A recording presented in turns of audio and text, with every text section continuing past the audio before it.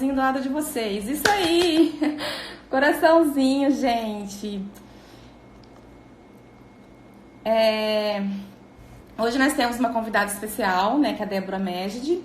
Ela vai nos contar sobre superando o desafio e transformando dor em amor. Né? Quando a gente foi, aconteceu tudo isso do confinamento, de nós ficarmos em casa, de não poder sair, eu fiquei pensando, gente, o que eu vou fazer de diferente? O que eu posso fazer de diferente para conseguir entregar alguma coisa para as pessoas? Né? Eu não vou poder mais sair, meu trabalho era muito na rua, e eu fiquei pensando, o que eu vou fazer agora? Né?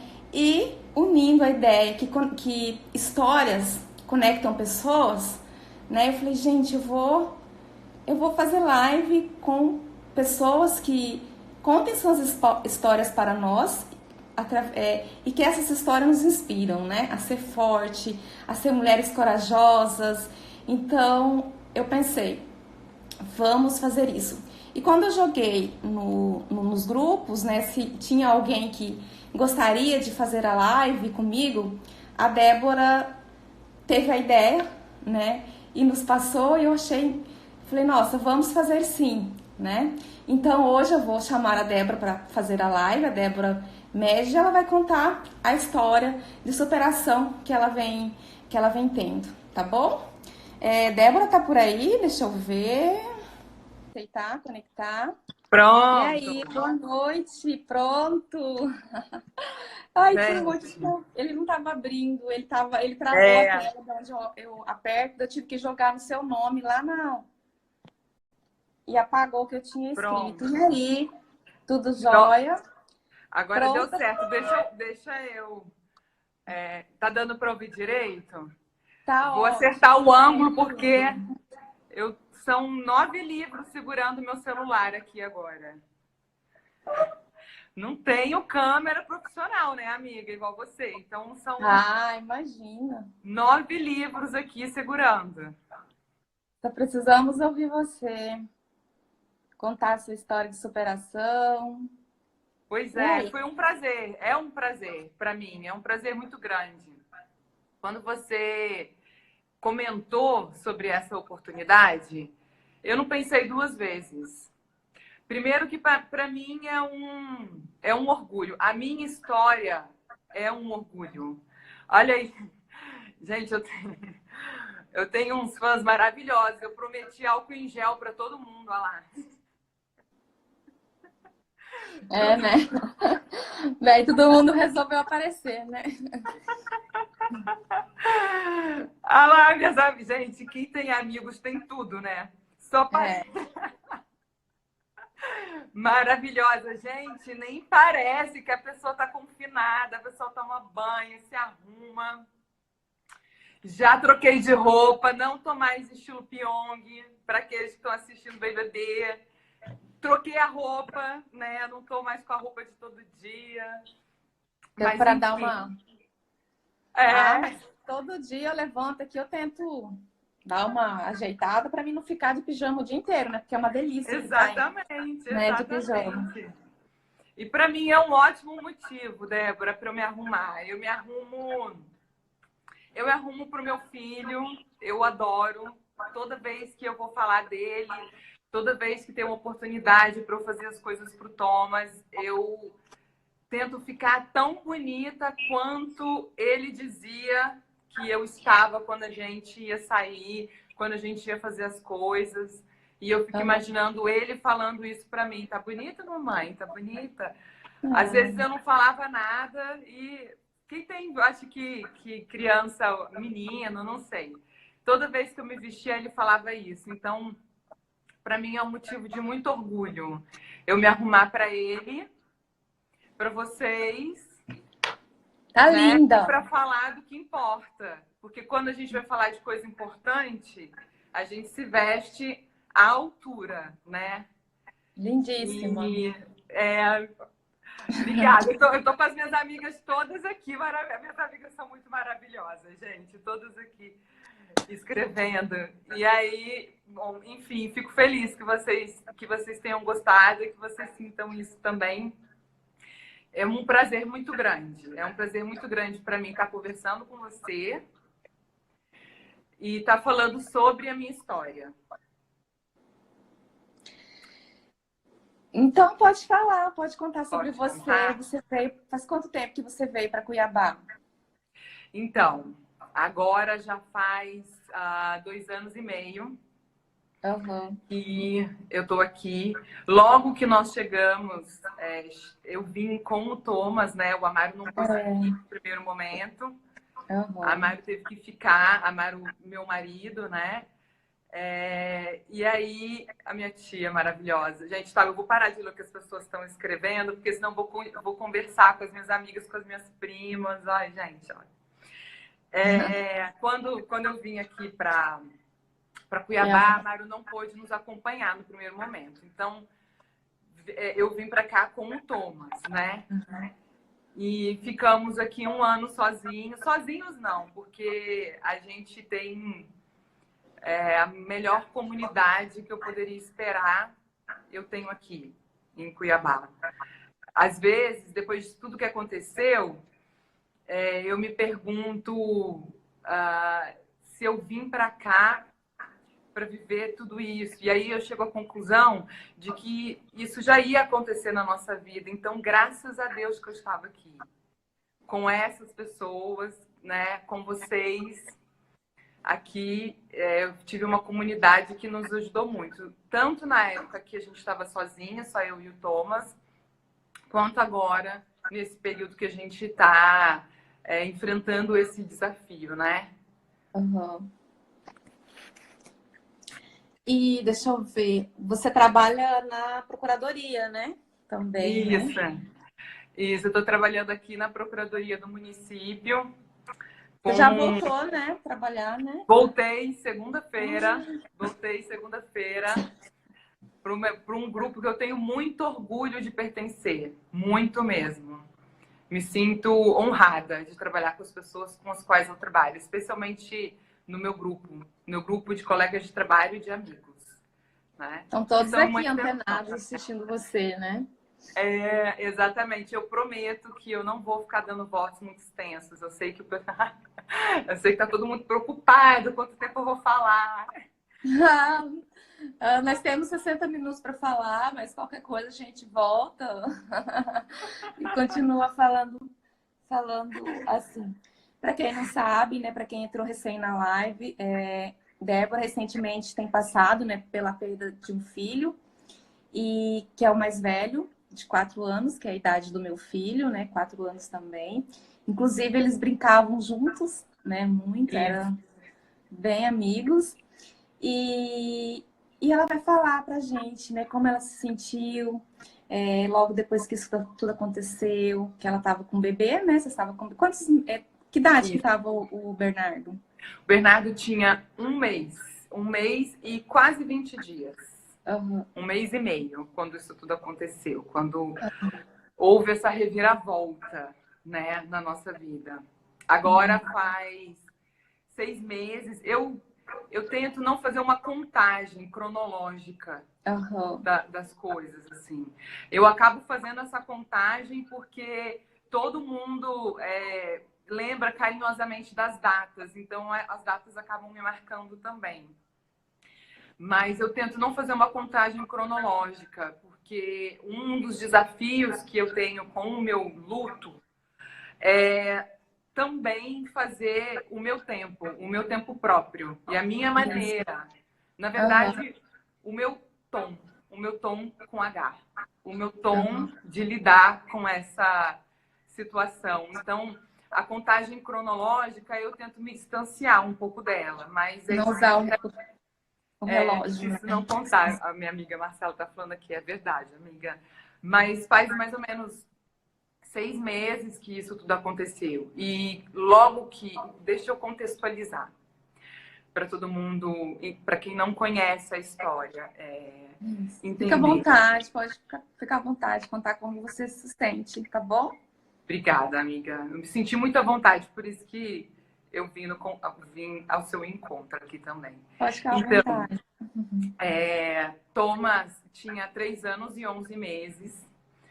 Nós estávamos morando nessa casa que eu me encontro aqui agora e a gente tinha acabado de se mudar para casa e ele sofreu um acidente do lado de fora da casa, que estava passando por uma reforma, tinha algumas pilastras e certos de que as pilastras estavam e também permaneceriam imóveis, a gente foi colocar uma rede. Estava eu, meu marido, o bebê, o Bernardo e o Thomas, todo mundo junto ao mesmo tempo. E logo que eu fui me sentar na rede, uma das pilastras caiu. Eu não vi, num primeiro momento, o que tinha acontecido. Eu não vi. Eu só fui ver pela reação do Amaro. Quando o Amaro reagiu e foi de ímpeto de encontro buscar Thomas e sair correndo, aí que eu vi o que tinha acontecido, mas foi muito, muito rápido. Assim que ele caiu, ele já desmaiou e acredito que antes mesmo de chegar ao hospital, ele já tinha partido.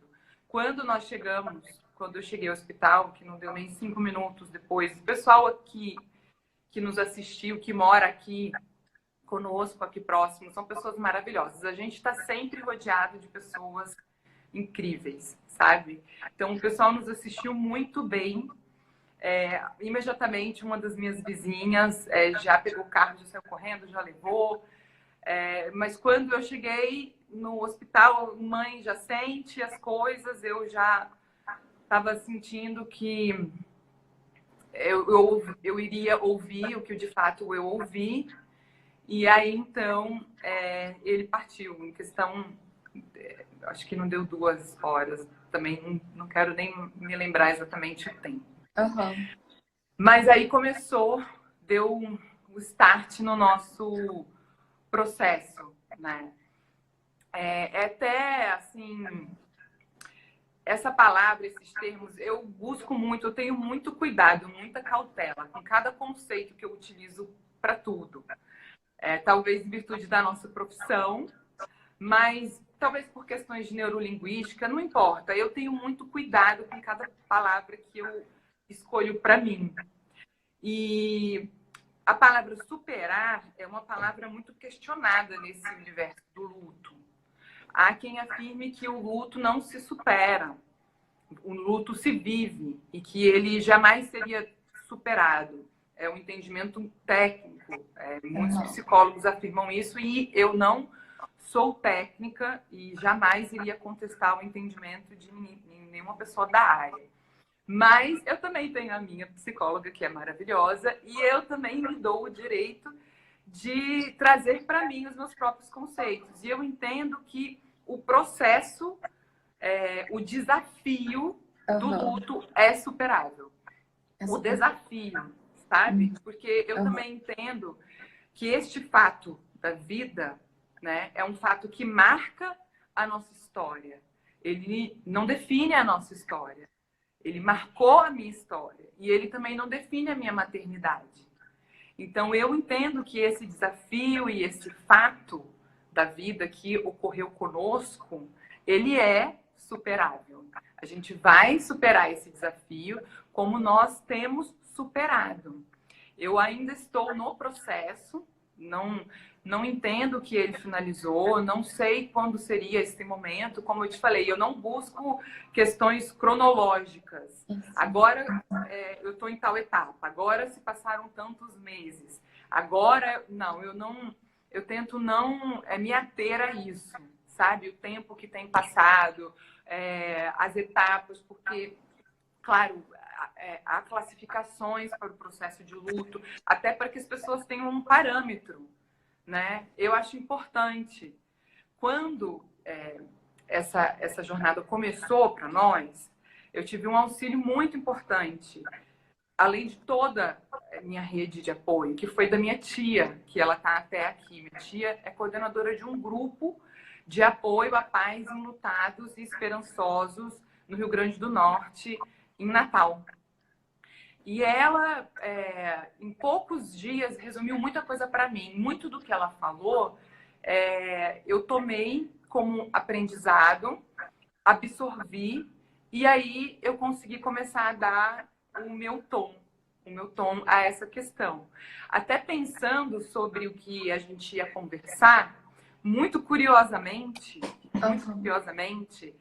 eu fui traçando paralelos do meu processo com a maternidade. Então, por exemplo, uma coisa que eu fiquei pensando muito, que aconteceu comigo, falei, como que eu posso sintetizar o meu processo para que as pessoas possam entender o que eu estou passando? Eu me lembrei da minha maternidade. Quando eu descobri que eu estava grávida, eu comecei a estudar sobre a maternidade. Ao mesmo tempo que eu fui conversar com amigas que eram mães. Ao mesmo tempo que eu fui construindo a minha rede de apoio, para que cada vez eu tivesse mais confiança no exercício da minha maternidade. E no luto, curiosamente, foi acontecendo a mesma coisa. Só que, para a maternidade, a gente geralmente se prepara antes, né? E eu me vi com aquela situação no meu colo. Eu falei, agora então eu vou ter que me preparar posteriormente ao fato, né? E aí foi exatamente o que aconteceu. Se formou uma rede de apoio. Essa rede de apoio, além dela me amparar emocionalmente, ela me orientou muito bem. E a primeira pessoa a me orientar foi essa minha tia Rosângela, que eu acho que ela passou por aí. Eu vi ela passando aí. E ela, de forma muito rápida, já me deu indicativos de livros, já me falou, olha, Débora, tem algumas etapas, você vai passar por isso, tem esses sentimentos. E aí eu consegui ter um parâmetro. Foi um parâmetro. O que depois eu fui descobrindo é que é importante a gente ler, é importante a gente ter o auxílio técnico, é importante a gente buscar o conhecimento e a ajuda. Mas é importante também a gente olhar para si e definir o próprio caminho. Uhum. Porque uma das coisas que eu fiquei... que me colocavam muito em xeque, e às vezes eu conversava muito com a minha terapeuta, a Cláudia, não sei se ela tá aí, e eu falava assim, nossa, mas eu tô me sentindo assim hoje, e aí eu li num livro que acho que é muito rápido, essa fase dura muito tempo. Será que eu vou voltar a ficar do jeito que eu tava? E ela ficava, Débora, não vai. Você está traçando sua própria linha, a jornada é sua, você faz do seu jeito. E eu sentia isso, mas como é um universo tão inimaginável, né? Eu não tinha a confiança que normalmente eu carrego, que dentre muitos defeitos, eu acho que uma das poucas virtudes que eu tenho é a confiança. E no meio disso tudo, a minha confiança se perdeu. Né? Eu me vi num determinado momento desconstruindo a minha personalidade, como se a nossa personalidade que a gente vai ao longo do tempo, ao longo da nossa vida toda, construindo tijolo a tijolo, né? A nossa essência já vem conosco, mas a gente vai colocando tijolos para se aperfeiçoando. Quando um fato tão traumático assim acontece, a impressão que dá é que a sua muralha de tijolos se desfaz, e aí você tem que colocar de novo, tijolo a tijolo, cada característica da sua personalidade. Uhum. E uma das que eu busquei muito tempo, pelo menos até agora, e eu acho que agora eu estou me reencontrando, agora eu estou lembrando a força que eu sempre tive, foi a confiança. Porque, claro, a minha confiança ficou abalada. Eu tinha uma maneira muito autoconfiante de lidar com os fatos da vida. Porque, para mim, a lei era implacável. Se você planta o bem, você vai colher o bem. Como eu sempre acredito. Não sei se as pessoas me percebem dessa maneira. Mas como eu sempre acreditei que eu estava plantando bem, falei, não tem erro, eu vou colher o bem. Então, eu andava na vida com muita confiança. Quando eu vim para cá, sozinha com o Thomas, né? Embora todos os desafios, todas as dificuldades, eu vim muito segura. Mas não vai dar errado, eu tenho certeza. Tenho certeza que vai dar certo. E aí, eu sempre fui muito assim, e algo dessa monta acontece e você fica, peraí, onde é que foi que eu errei? Cadê a lei implacável da vida? Eu plantei o bem e o que eu colhi? Agora, eu entendo que eu colhi muita coisa boa. Mas na hora que a situação se apresenta para você, todos os questionamentos, tudo... Você se questiona, né? Exatamente, exatamente. Então, por exemplo, retomando o paralelismo com a maternidade. No primeiro momento, já se apresentou a minha rede de apoio, né? Que foi... Eu até escrevi esses dias no dia do meu aniversário, que eu desejo muito que, se qualquer pessoa passar por um desafio dessa magnitude na sua vida, que a pessoa tenha a mesma rede de apoio que eu tive. Eu tenho uma família maravilhosa, sabe? Eu tenho amigos incríveis. O meu marido, sabe? Um parceiro. Era um super pai, é um super pai. Então, eu fui muito acolhida, fui muito amparada. Meus pais voltaram a ser meus pais de uma maneira muito bonita, porque eu já estava vivendo há muito tempo, vendo meus pais como dois adultos, dois indivíduos, né? Assim, homem e mulher. Quase não conseguia mais ver meus pais como pai e mãe. Aquele colinho, né? Exatamente. Eu já estava achando que a vida já estava mudando, que aí eu já tinha que dizer para eles o que eles tinham que fazer, a minha ingenuidade. E já ia se inverter, que os papéis já iam se inverter. Só que não, de repente eu me vi extremamente necessitada de ser filha novamente, porque eu perdi a minha referência num determinado momento. Há 4 anos, a minha maior referência era ser mãe. Era ser mãe do Thomas. E isso, para todas as mães, isso pelo menos em sua maioria, isso é o que guia a sua vida depois, né? Para aquelas que não pensam assim, também tudo bem, mas para mim era assim. Era o meu grande norte.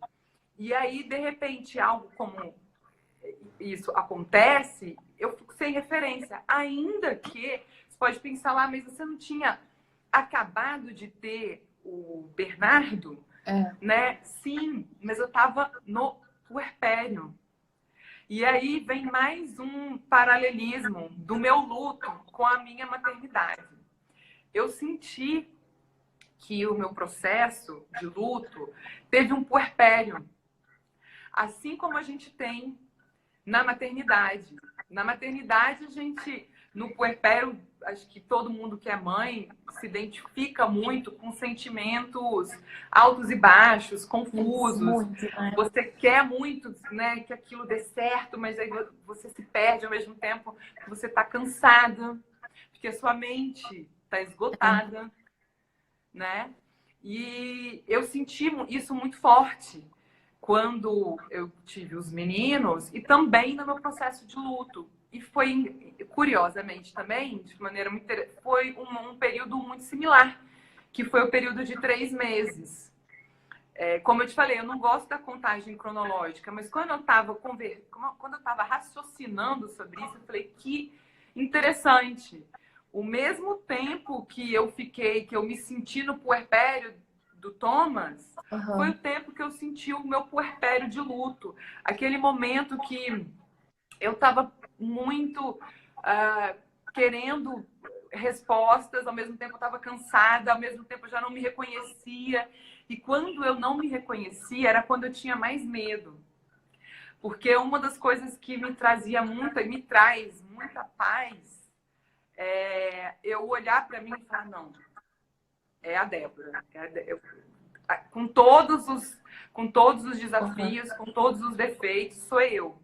Só que em um determinado momento, você tem medo de não voltar a ser você. Você fala, será que isso vai me mudar a ponto eu não ser mais a mesma. E aí eu tô até nesse momento de reflexão, porque há quem diga que não, você jamais vai ser a mesma, você vai ser melhor. Né? E eu tô neste momento agora, não que eu me ache melhor, eu não me acho, essa que é a grande questão. Eu acho que eu tô num determinado momento que eu tô voltando a me reconhecer agora. Se eu tô voltando a ser eu mesma, eu tô voltando a entender a maneira com que eu penso, com que eu raciocino, e isso tá me trazendo a segurança de novo. Então eu tô colocando de volta os tijolos. E foi muito ambíguo o que eu tive que viver, resgatando aqui o raciocínio, que a gente vai, na questão do nascimento do Bernardo. Porque quando acontece dois fatos da vida tão O pessoal extremos... questionou aqui, ó. As pessoas te questionaram aqui, o que você falou que você tinha poucas virtudes, né?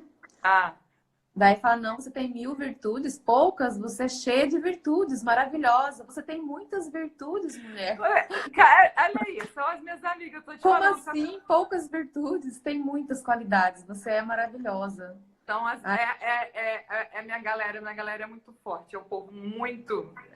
É outro nível, meus amigos são... É outro nível, outro nível. Te interrompendo um pouquinho, Débora, a Renata fez uma pergunta: em que momento da sua dor você sentiu necessidade de buscar orientação para a sua superação? Eu acho que você falou, né, que foi bem lá no começo, não foi? O que aconteceu? Com a sua tia, né?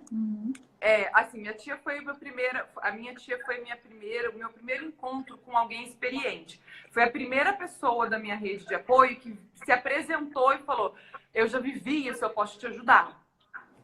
E aí eu me agarrei muito à experiência dela, ela coordena esse grupo há muito tempo, então é claro que eu ia me abraçar tudo que ela poderia despejar e me orientar nesse sentido. Mas quando eu estava mais ou menos há 1 mês e meio da partida do Thomas, foi que eu senti necessidade eu preciso agora de uma terapeuta. Eu quero um parâmetro profissional para minha trajetória. Eu quero que alguém, de forma técnica, me diga: você está bem, você não está. Porque foi aquilo que eu falei. Tem uma visão de fora, né?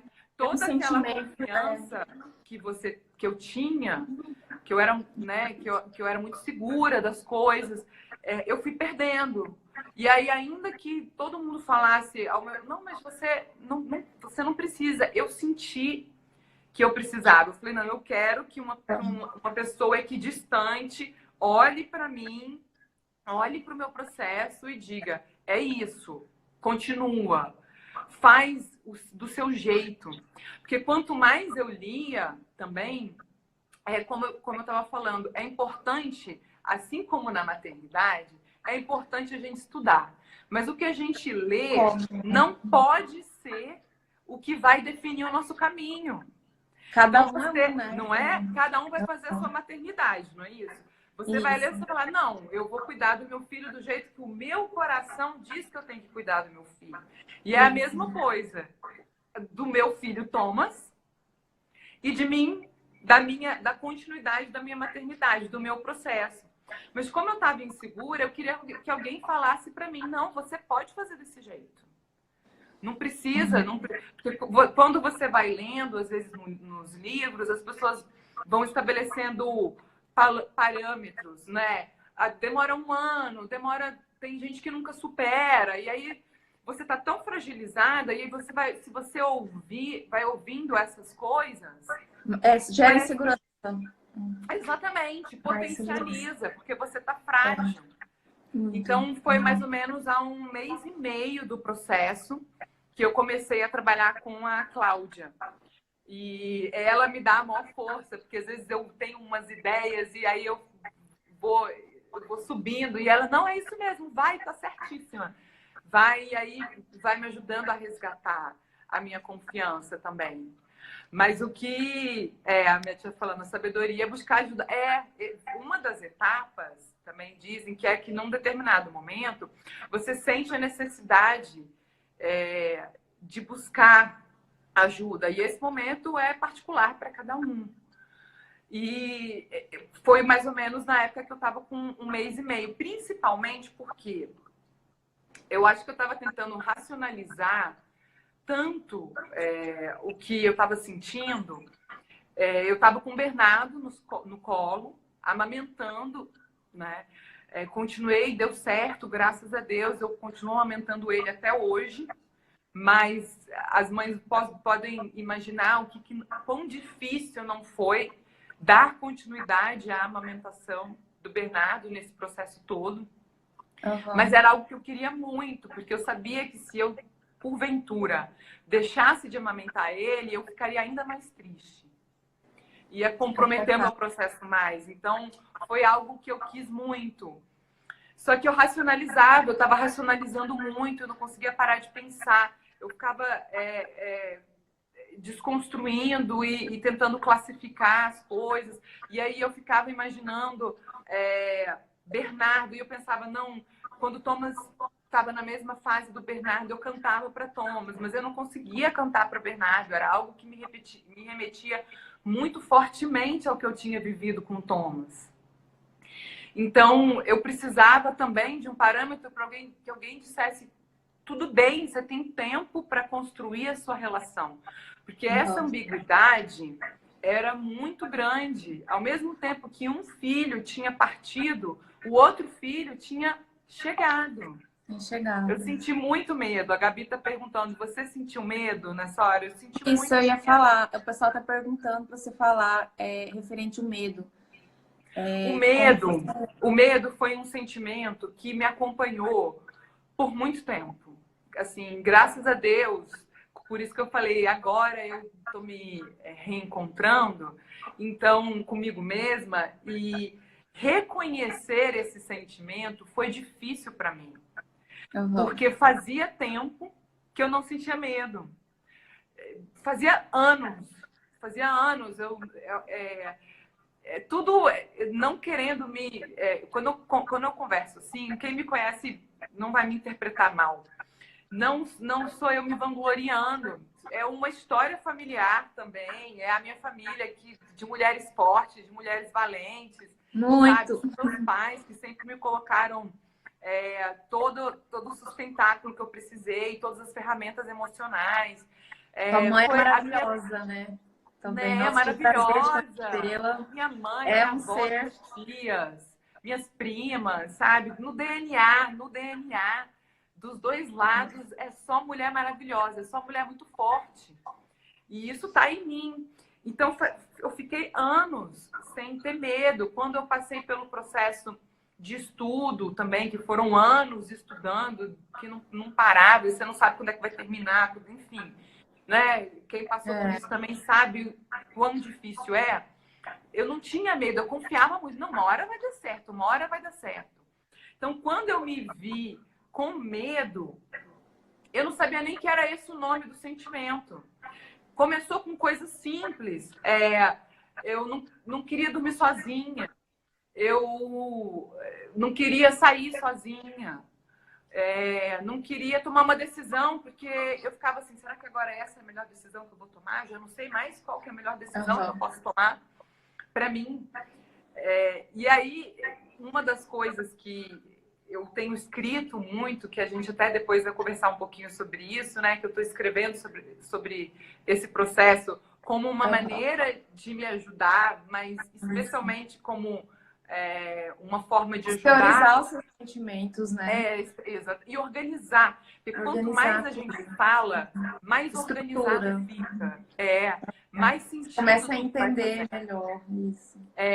E aí, e também como forma de, quem sabe, ajudar as pessoas a darem um olhar mais amoroso, mais leve para um assunto que, naturalmente, ele é um assunto pesado, porque a gente pouco conversa, porque a gente pouco difunde, porque a gente pouco pensa sobre isso. Ainda que religiosamente a gente esteja em contato com a morte, porque se você, por exemplo, é católico e vai à missa aos domingos, todo domingo você está em contato com a morte. todo domingo você vai à missa e você reza a sua fé, uma conexão com algo intangível, né? Com alguém que mudou o mundo, renasceu, vive em outro plano, morreu. E com aquela pessoa você conversa todo domingo. Mas a gente não pensa sobre isso, né? A gente pouco pensa sobre esse processo. É tanta coisa, estão passando tantas perguntas. Tinha 3 anos e 11 meses. Então, meu processo de transformação, minha comadre perguntou, começou com esse paralelo. Eu fui vendo, hoje olhando para trás, eu fiz esse paralelo. Então, eu tive a minha rede de apoio para poder me sustentar emocionalmente e também fisicamente, né? Eu passei por esse momento intenso do puerpério, onde eu precisei do silêncio.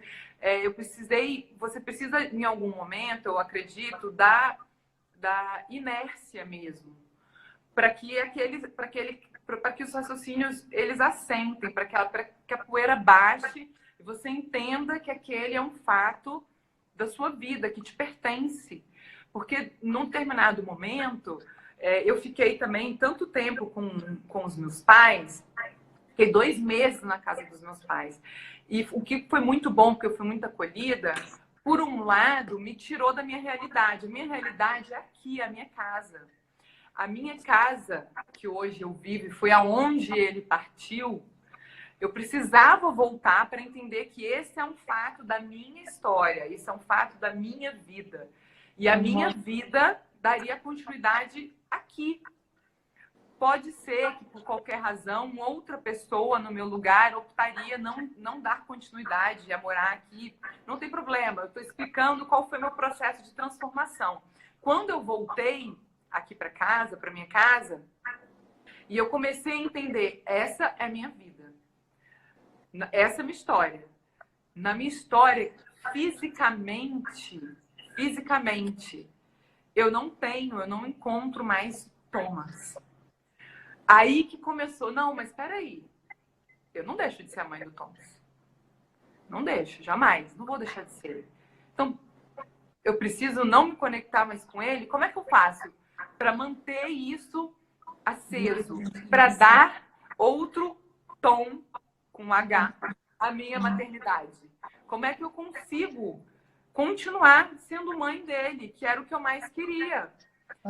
E, ao mesmo tempo, dar continuidade à minha maternidade com o Bernardo. Então, um fator muito importante para mim em particular, foi o enfrentamento. Eu senti que deu uma reviravolta no meu processo quando eu voltei para minha casa, quando eu enfrentei todos os meus medos. Eu precisava enfrentar tudo que eu tinha medo. Eu tinha medo de voltar para minha casa. Eu tinha que voltar. Eu tinha medo de mexer nas coisas dele. Eu tinha medo de sair sozinha. Todos os medos que eu senti, eu precisava enfrentar. Porque se eu não enfrentasse, eu não ia exauri-los. Eles não iriam embora.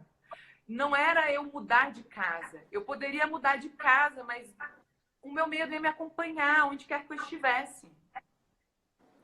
Então, eu precisei enfrentar. E eu estava sozinha? Não. Eu estava eu tive com pessoas maravilhosas. Quando eu entrei aqui por essa porta, que eu estou aqui na sala, eu entrei abraçada com pessoas que eu amo muito, com amigas que eu amo muito. E a gente foi junto até o quarto do Thomas chorar e ficar lá olhando. Minha mãe estava também. Ver a ausência física é importante para o cérebro processar o que está acontecendo.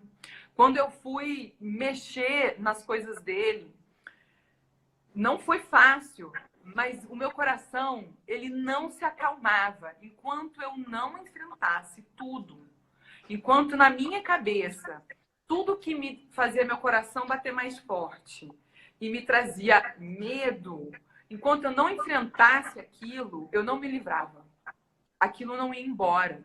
Então, um fator muito importante para mim foi o enfrentamento, foi dar nome a tudo que eu estava sentindo. Então, não foi só medo, era insegurança, era dúvida, era culpa, era...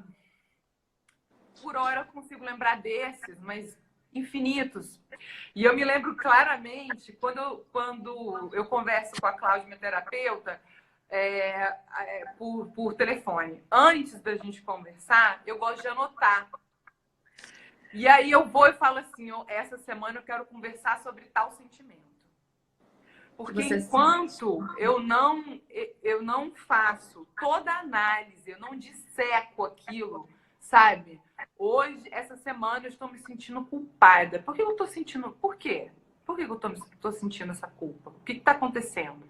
Eu vou e anoto, tipo, eu faço um esqueleto do que eu estou sentindo para eu poder conversar com ela e, ao mesmo tempo, enquanto eu estou conversando, já vão vindo ideias na minha cabeça, que é algo que me ajuda muito e que eu vou adiante e faço, igual quando eu resolvi fazer a minha festa de aniversário, que foi uma homenagem para ele, sabe? Agora eu aprendi a tocar violão, porque quem conhece ele desde pequeno sabe que ele carregava um violão para cima e para baixo, agora eu tô tocando violão. Vou fazer um festival de música no aniversário dele. Essas coisas, quando eu tô refletindo, essas ideias vão vindo. E isso é maternidade. Quando você está pensando sobre o seu filho, você está pensando sobre o João, aí você está pensando, você vai refletir, você não tem uma ideia, você fala assim, amanhã eu vou fazer tal coisa para o João. Isso. Uhum. Não mudou nada para mim. Não mudou. Eu penso a mesma coisa. Aí eu tô vendo um anel, eu vou botar um anel, quero fazer uma joia com o nome do Thomas. Já sei o que eu vou fazer, eu vou botar uma árvore aqui na frente da minha casa, que é essa flor que tá no meu Instagram, é a árvore dele aqui em casa.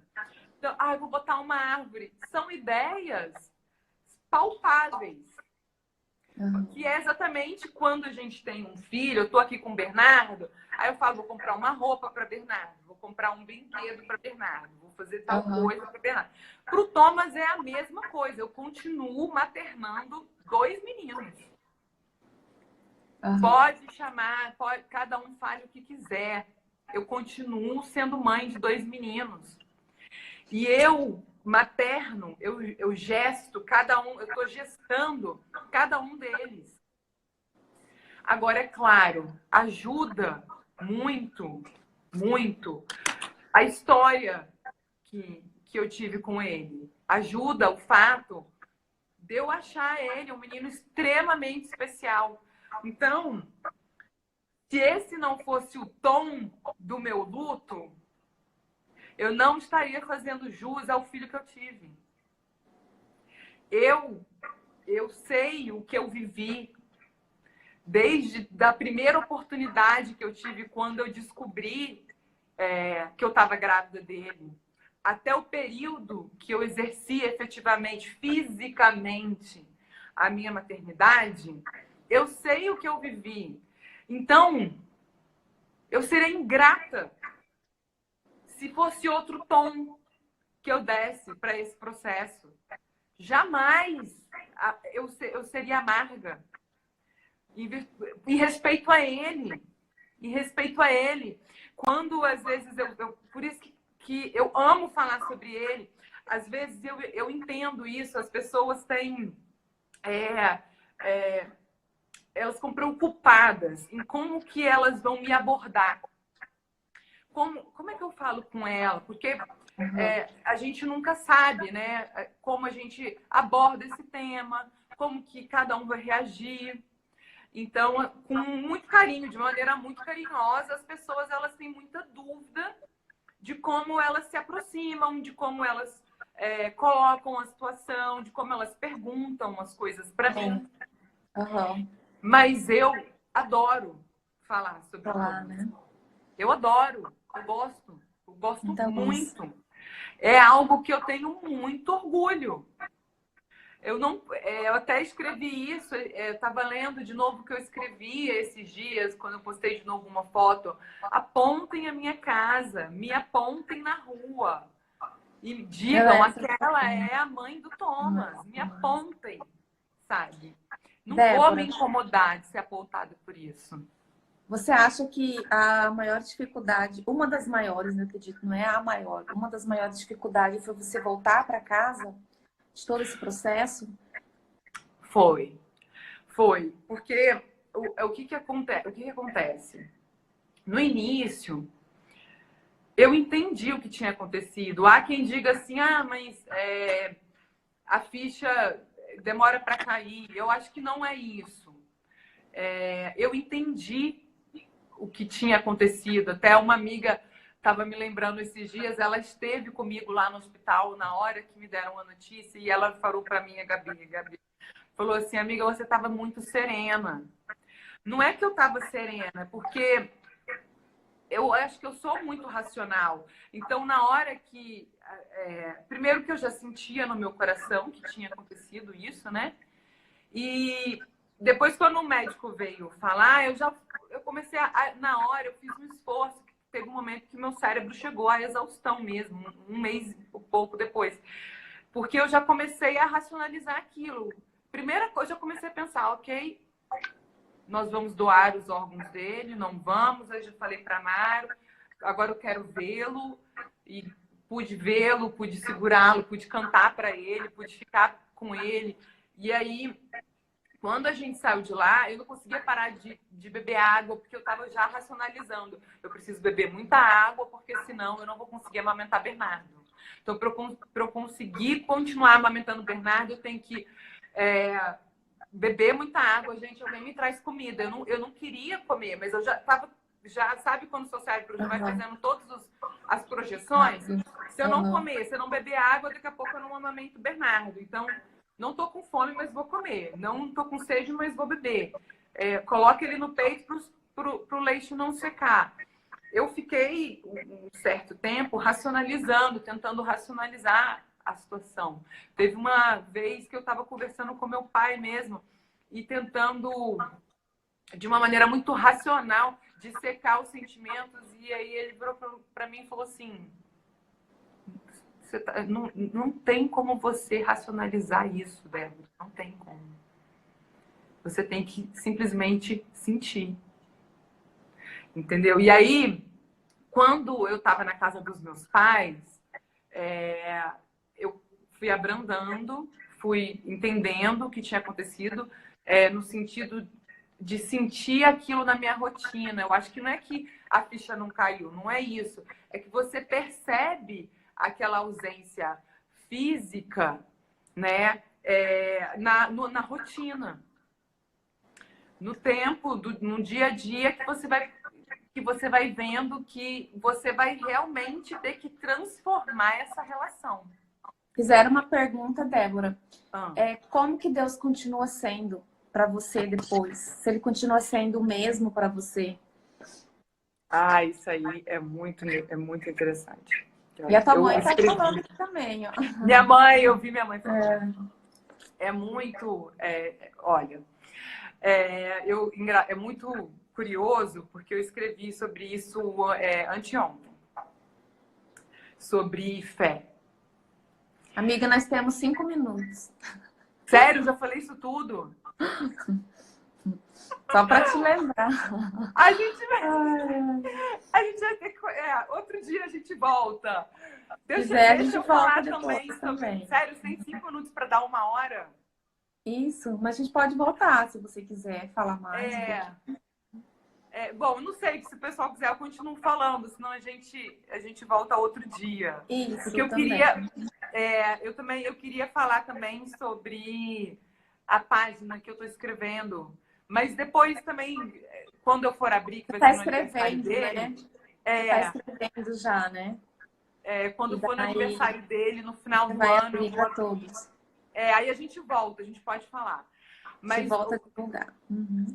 como é que foi a questão e minha mãe foi uma dos meus principais alicerces nesse sentido, porque assim, como eu falei, eu nunca duvidei da existência de Deus, e até logo que tudo aconteceu, eu não fiquei duvidando ou achando que, sabe o porquê? Que fica todo mundo, mas por que será?